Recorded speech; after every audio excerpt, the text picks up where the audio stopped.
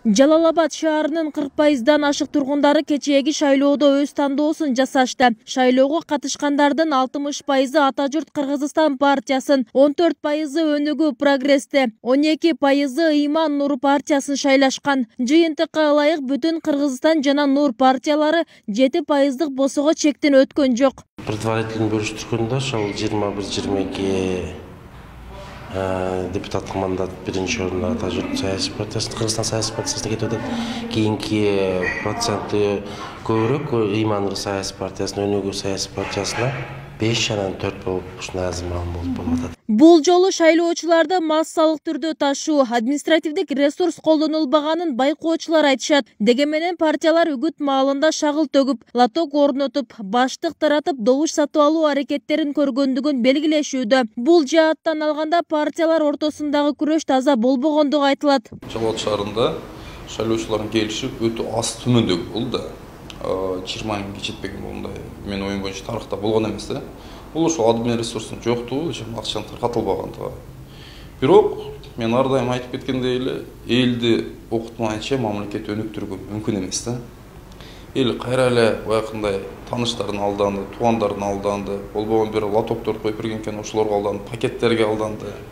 Баягы эле эски адамдар шайлады, эски көздөр шайлады да. Кийин кайра ыйлап жүрөт да. Биз ушундай мамлекетсиз начар, коррупционер.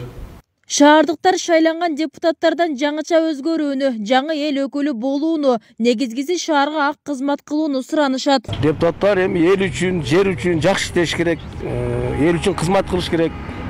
Көрөбүз, Ата журт өттү, кандай кызмат кылат эми бир Кудай көрсөтөт да. Эл үчүн, карапайым эл үчүн кызмат кылыш керек. Алиги намкорлор үчүн, сүткөнлөр үчүн кызмат кылганды тилейбиз. Жалаң жаштарга деп добуш бердик, эми жаштардан көп нерселерди күтөбүз. Алардын аң сезими, акыл эсинин баары даана азыр толуп турган убактары. Муну менен катар облуста дагы 6 шаарда жергиликтүү кеңешке шайлоо өттү. Токтогул жана Ташкөмүр шаардык кеңештеринин мөөнөтү аякта элек. Өлкөдө жаңыдан түзүлгөн Базаркоргон шаарында да 5 партия ат салышып, анын баары мандатка илешти. Жалал Абад облусунда шаарларда 7% босогодон өткөн партиялардын тизмеси. Кара Көл шаарында катышкан 7 партиянын баары өттү. Алар Ыйман Нуру, Бирге вместе, энергетиктердин, Мекен ынтымагы, Ата журт Кыргызстан, Замандаш ынтымак партиялары. Кербен шаарында ынтымак, Бүтүн Кыргызстан, Республика, Өнүгүү прогресс жана Ата журт Кыргызстан партиялары. Көкчаңгак шаарында Өнүгүү прогресс Кыргызстан коммунисттеринин партиясы жана Ата журт Кыргызстан партиялары.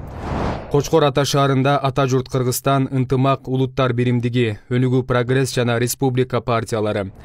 Майлуу Суу шаарында Ата Мекен саясий партиясынан башка Ыйман Нуру, Ата журт Кыргызстан, ынтымак жана Өнүгүү прогресс партиялары өттү. Жалал Абад облусунда кечээги өнөктүккө 620 миң жаран катышуусу керек эле. Бирок жыйынтыкка ылайык 244 миңден ашык шайлоочу жарандык милдетин аткарган. Башка аймактарга салыштырмалуу облуста нааразычылык аз. Алар мындагы шайлоо жыйынтыгына ынанышат. Бибисара Орозалиева, Руслан Калматов, 7 канал, Жалал Абад.